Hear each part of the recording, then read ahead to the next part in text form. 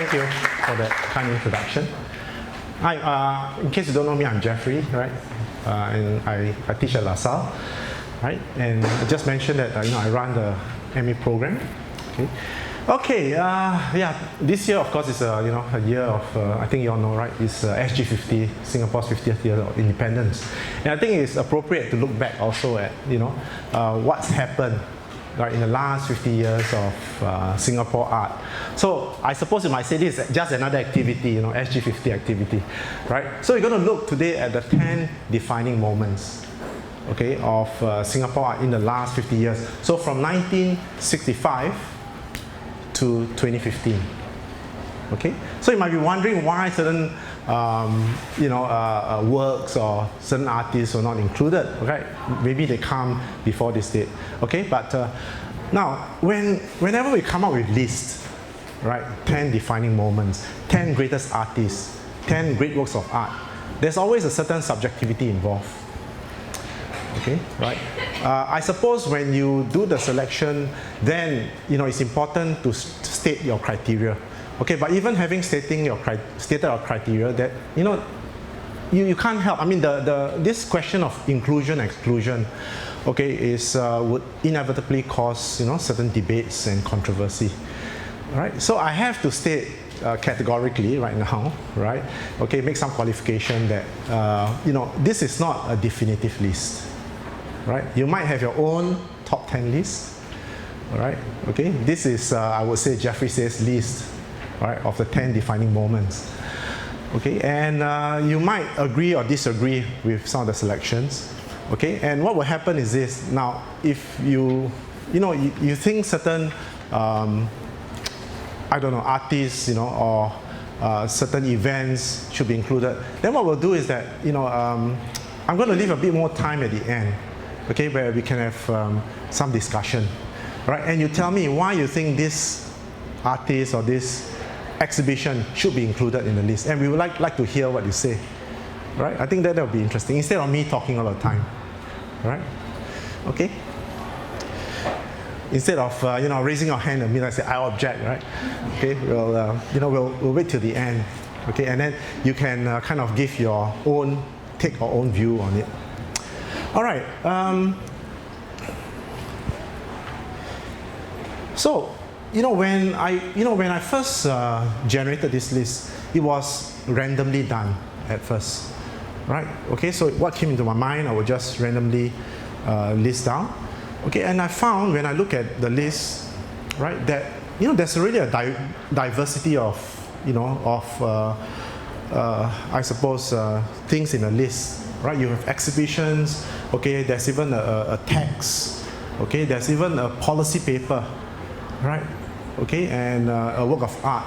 Okay, so then I consciously, okay, made a list such that, right, the 10 items in the list, okay, in fact, come from each of those categories. Okay, so you have, a work of art, an exhibition, right, an art space, right? Okay, so that was. Till the end, consciously done. Okay, although I think that there is one or two items that are in the same category, like art spaces. Okay, all right. So that's how the list was generated. Now, what is the defining moment? Okay, you might come up with some synonyms: watershed, groundbreaking, right? Seminal moment. Okay, a significant turn. Okay, so all those synonyms you can use, right, to describe what's the defining moment. Right? But I think it's well understood what we mean by defining moment. But I think that's not enough. Okay, it's still very subjective. So to justify what I mean by defining moment, okay, I've again generated some, I suppose, characteristics of what a defining moment is. Okay, so you have, firstly, it must further the discourse of Singapore art. Okay, when I say further the discourse, means that it must have been written about, talked about, circulated. Okay, something that has become well known, right, in the local art scene. Okay? And it must have shaped the development of the Singapore art scene somewhat. For example, in terms of the infrastructure, right? Okay, the establishment of art spaces, for example. Okay? Making the scene more vibrant, right? Whatever it is. And the third point is broke new grounds. Okay, now, I mean, that's subjective. I mean, I won't say that anything that is first must be included in the list, right? Okay, but there are certain events which are that important that must be included in the list, right? So seminal first, something that breaks new grounds, something that pushes boundaries. And the fourth point is entailed a radical shift in art practice. Okay, so you have, for example, artists, right, doing works which really created a radical shift in art practice here in Singapore. And through his work or her work, right, also exerted an influence on other artists. Okay, and then the fifth point, contributed to the international success of Singaporean artists.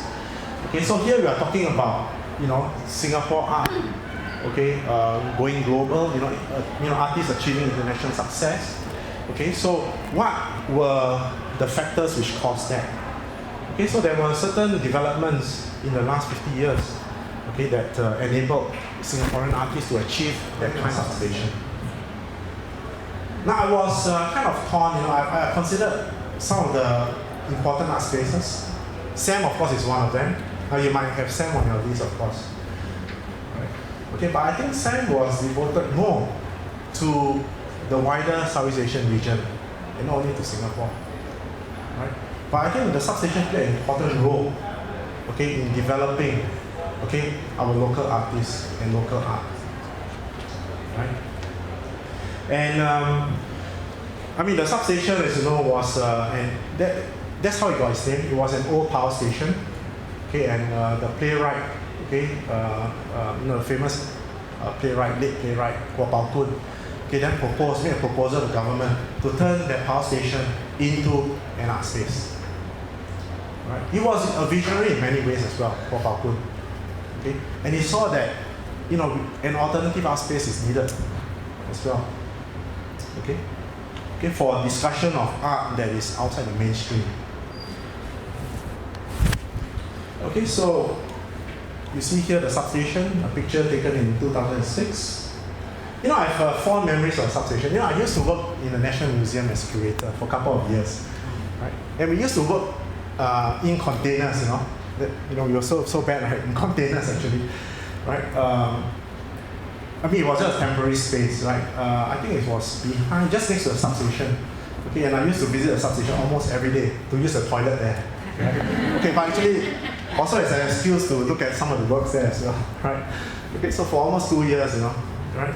I was visiting the substation daily.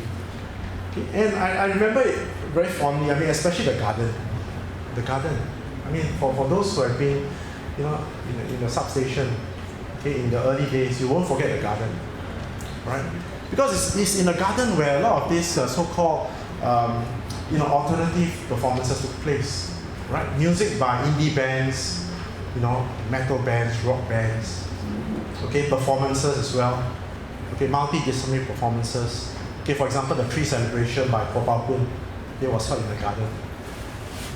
All right, and really the substation, at least in its formative years, in the first 5 years, became a very important space, okay, in the local art scene. Okay, and many of the important kind of events, art events, took place in the substation.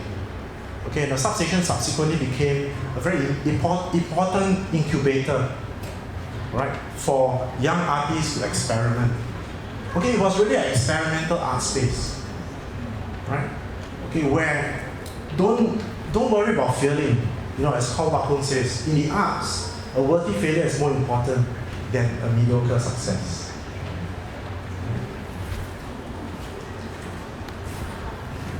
And you had very memorable shows like Jason Lim, okay, and Ng Tzu Kuen's work, 3 Tons of Clay, okay, where the whole gallery, the whole space was filled with clay, right?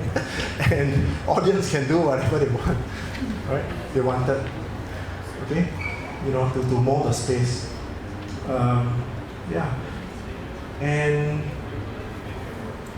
a lot of other things were happening in the substation. I remember there were seminars, right, on contemporary art. Okay, there were quite a few important seminars on contemporary art being held in the substation, right? And also, of course, not to mention cutting-edge exhibitions as well, right? Shows. Okay, but unfortunately, in the last few years, I don't know. The substation is, gradually losing its reputation, as kind of cutting edge. Some of you agree with me. Okay, and I think it could be due to a couple of reasons. What do y'all think? Do y'all agree with me? I don't know. G? Yes. You agree, right? Okay, okay, maybe they blame it on the gentrification of the area. Maybe, Okay, it used to be, I remember the coffee shop opposite, right? Okay, right? Famous for its fried kway teow, the char kway teow, and yeah. But it's not only the food, but it allows people to congregate, together, artists coming together in a community. Okay, and once an area is gentrified, you lose all that kind of, charm and all that. Okay, which is a magnet for attracting artists. Right. So although the substation continues to promote, experimental cutting edge art, I think it's no longer what it used to be. Okay, and the garden has now been turned into a bistro, a cafe, right? Okay, it's gone as well. Okay.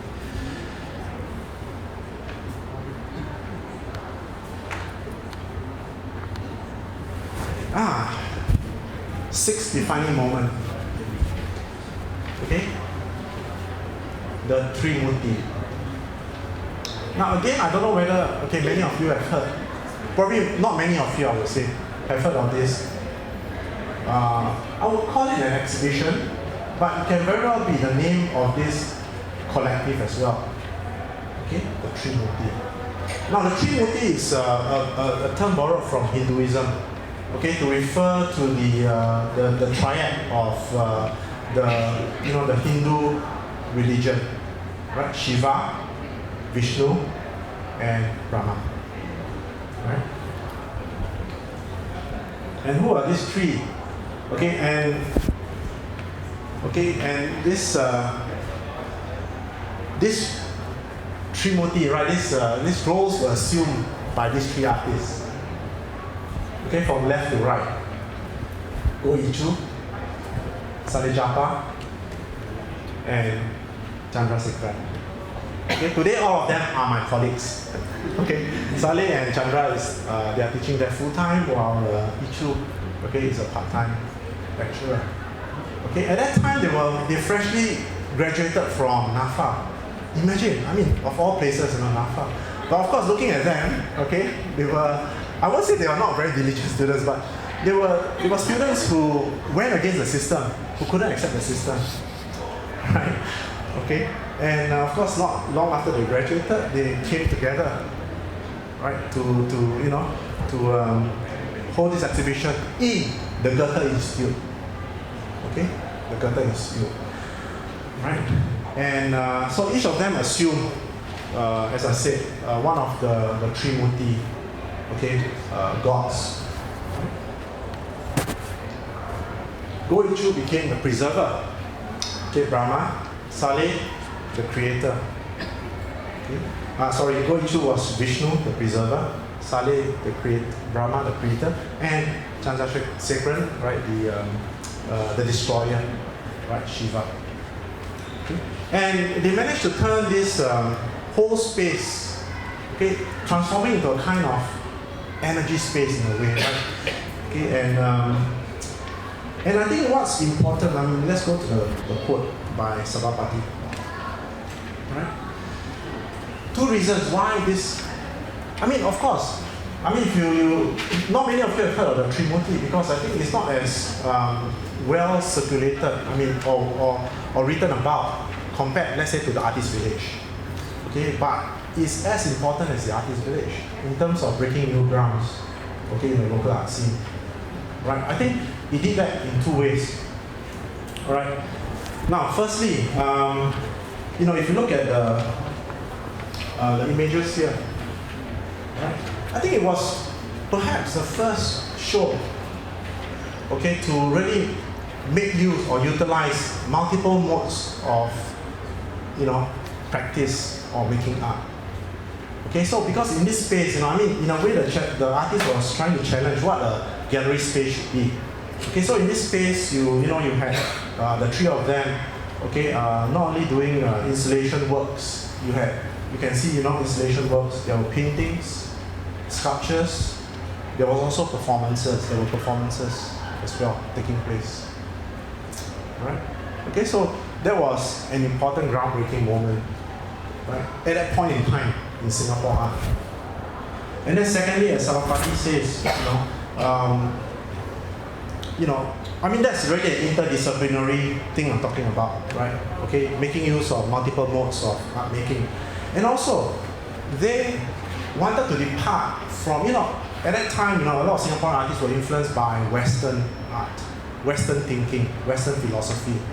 Okay, here, the three artists wanted to get away from that and draw from their own heritage and culture.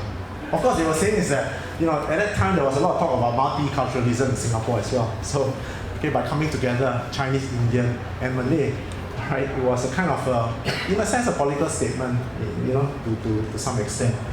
Okay, but I think it's important also that they also drew from their own culture and heritage, right? Okay, as a basis for this exhibition. I'm going to show you very quickly a short interview with Chandra and Ichu. Okay, for some reason Saleh wasn't present. It was shown in this, I think it was shown not long ago in Octo or Channel News Asia. Okay, this series on Singapore art. I think there was a three-part series. Okay, so the last part was on contemporary art. Okay, let me just. Firstly, I mean, you might be wondering, why is it? You know, am I talking about something commercial here? You know, this top 10 defining moments. Okay, then why not include Art Stage? Why not include Gilman Barracks? Okay, or even Affordable Art Fair? Okay, I'm not sure. All right. Okay, but we can discuss that later. Right. But for me, okay, I think this record-breaking sale by Tan Swee Hian on 2nd December 2012 was a defining moment. Now, this was the work that was sold.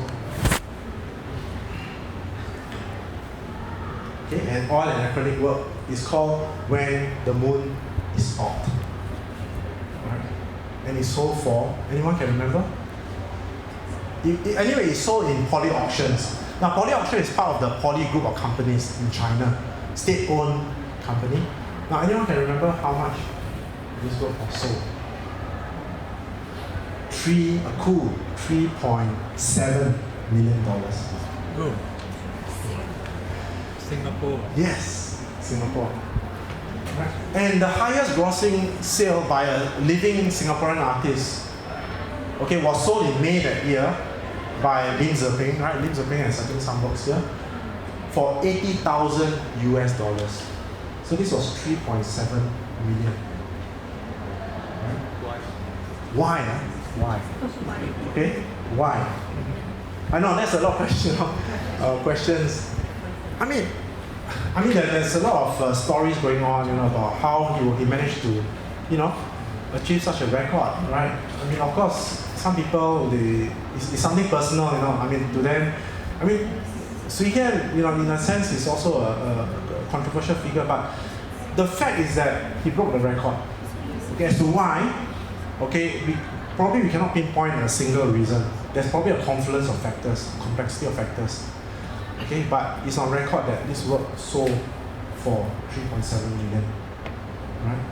Okay, but maybe I was actually interviewed by the Straits Times. Okay, I think the day after the record was broken, right? And I gave my response, right? And I kind of highlighted, you know, the words in yellow there. Okay, that I felt, you know, I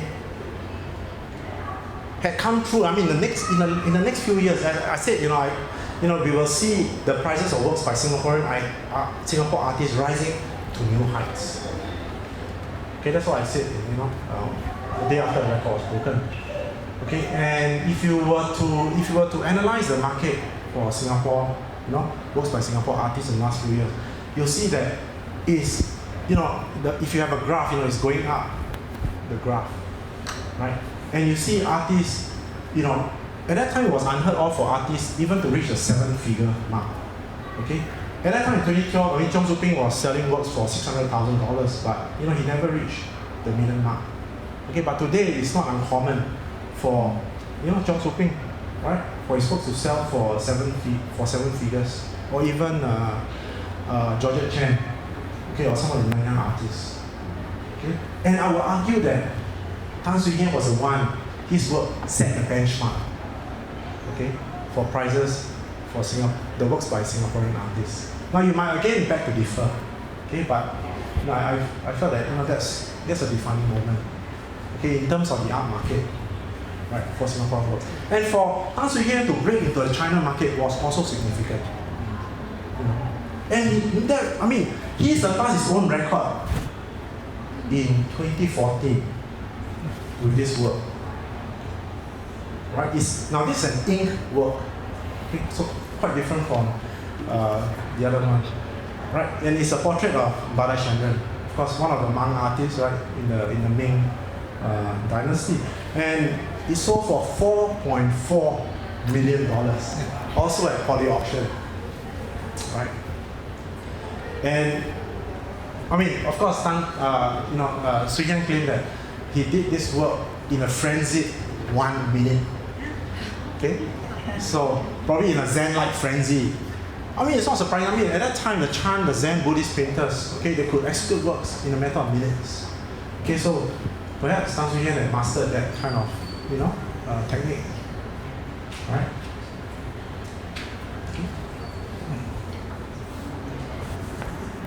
Okay, so we have 2 more to go, right?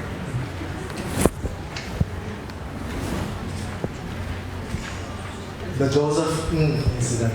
Now, anyone, can I have a show of hands? How many? I would like to know. How many of you have heard of the Joseph Ng incident? Mr. Choi, yeah? Okay. Right? Okay. Okay, some of you have something. Very important, you have to know. Okay, although some people say that it's infamous, okay, it's infamous, but nonetheless, I think, the impact from this episode, okay, was quite significant. Right, now what happened in 1994? Was this? Yes. Okay, anyway, in any case, this incident happened during an arts event. Okay, it's called the Artists General Assembly. Right? Organized jointly by the Fifth Passage, an art collective, and the Artist Village. Right? And it was held at Parkway Parade. Okay. So during this event, Joseph Ng and another artist, Shannon Tam, did a performance. Okay, so for this performance, now the performance was a protest piece. Okay, Joseph Ng wanted the performance to protest against the way that 12 gay men had been arrested in Tanjong Rhu. Okay, and also how this was reported in the newspaper. Right? So he did a performance piece. This was like a kind of protest piece. Okay, so he made use of he put towels. On the towel, he had a newspaper cut out from their report, and then tofu, tofu, right? And then plastic with red dye on it. Right? So 12 represented 12 men. Okay, and then he will hold a rotan. Okay, because the 12 men arrested were also given 3 strokes of the cane. Okay, hence the title of the work, Brother Cane. Okay, it was entitled Brother Cane. Okay, and so he went around in a kind of a ritualistic movement. Okay, hitting each of the red dye, the plastic bag, and the tofu, and everything spattered. Okay, the red dye spattered tofu and all that. Okay, now nothing controversial about that. But then decided to do something more. Okay, and he said there's a kind of silent protest. Okay, he went to corner, right? Pulled down his brief and cut his pubic hair. Right, snipped off his pubic hair. And that's why it was reported in the newspaper. Okay, the headline, pubic or public protest. Okay, right? And of course, the authorities came up, and Shannon Tam, his collaborator, okay, she burned the newspaper, okay, and then I think mixed it with water and drank it and then vomited out the contents, okay, as a protest piece as well. So she was also arrested, and both of them were arrested, and the authorities came down hard on them. Okay, this is what the National Council says. NAC finds the act vulgar and completely distasteful, which deserve public condemnation. Right? Okay, and right, so they came down hard. Now, to keep a long story short, Fifth Passage had to quit its premises. I mean, it was given space to perform at Parkway Parade. Okay, but then after this, they had to quit their premises. Okay, they were not given any support anymore, right, in terms of any events that they organized, and they slowly faded from the scene, unfortunately. And of course, for Joseph Ng and Shannon Tam, both of them were banned from performing for life. Well, at least until now, okay, they are still banned from doing any work, or at least, performance work in Singapore. Right? Okay, so today Joseph Ng is working. He used to work in Thailand. I think now he's in China. Right? But he wasn't jailed or anything. I think he was given a $1,000 fine. Okay, for I think an act of public indecency. Right? And for 10 years, okay, the government or NAC stopped giving support to performance art. 10 years. Okay? So if you talk about a negative effect, that's a negative effect. So for 10 years, right, the Singapore art scene, we went back 10 years behind our neighbors, Indonesia, the Philippines. Right? Okay? But there was a positive effect as well to all this. Right? Now, number one is that this is probably one of the most circulated kind of episode in Singapore art, right? Okay, especially when it comes to discussing issues relating to the state and to censorship, right? Okay, so it has become like a cause célèbre of for to talk about, right, censorship issues in Singapore. Okay, and many groups have cited this particular episode, okay, to press for easing of censorship laws in Singapore. Okay, so I suppose the authorities heard what all these groups have been saying, and this can be seen, for example, in 2012 when Liu Zihan reenacted Brother Cane in the substation. Right? Okay, and he went further than Joseph Ng. He went further. Okay, what did he do? He actually, stripped himself, full frontally, right, naked. Yeah, I mean, again, I can't see any reason for him to do that, but he did that. Okay. But the thing is that, the fact that he's now allowed, he was allowed to do that without getting into any trouble, except for smoking inside.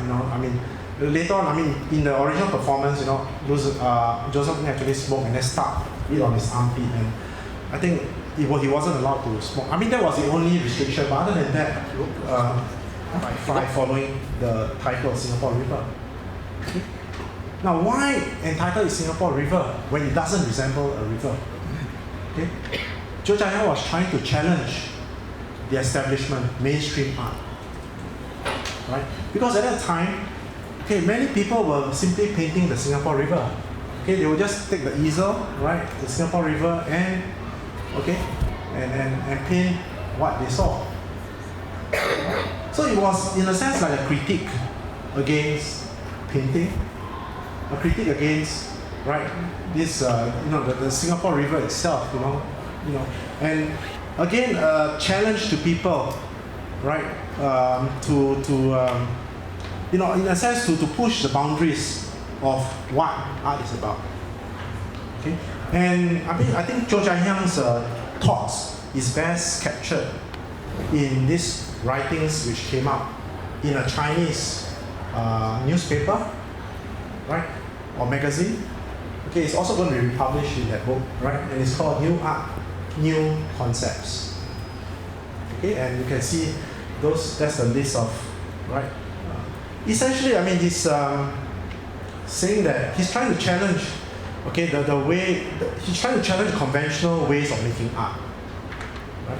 Okay, and again, in Singapore, 1970s, it was something that was it was a scene still dominated by painting, right? Of course, in the States and all that, in Europe, okay, artists were already doing such works, okay, cutting-edge practices, right, which push the boundaries. Okay, but in Singapore, it was something that was definitely new at that time. Okay, total rejection of formalism, even abstract art. Okay, incorporation of objects not previously considered as art in the process of making. Right, use of simple materials and ordinary objects. Okay, so what Cheo Chai Hiang is telling people is that, well, people should be prepared, okay, to accept these new ways of making art, okay, which is inevitable that artists would resort, okay, to use such ways of making art. Right? So I suppose he was trying to test the ground, trying to push the boundaries, and by that time, as I said, even the modern art society, okay, however innovative, right, it kind of purports to be, was not prepared, okay, to accept such a radical gesture, such a radical work, as yet. Okay, and it was only until 1988, some 16 years later, that you see such kind of avant-garde practices happening with the Artist Village, with Trimurti. Of course, in 1979, Tan Teng Kee burned. He had a picnic where he burned one of his sculptures. So that was thought to be the earliest act of performance art. Okay, that was 1979. But these were random acts. Okay, it didn't happen, as I said. 1972, it only was 16 years later that contemporary art scene, incorporating what Cheo Chai Hiang advocated here, actually kind of took place. Right? Okay, I'm done. Thank you very much.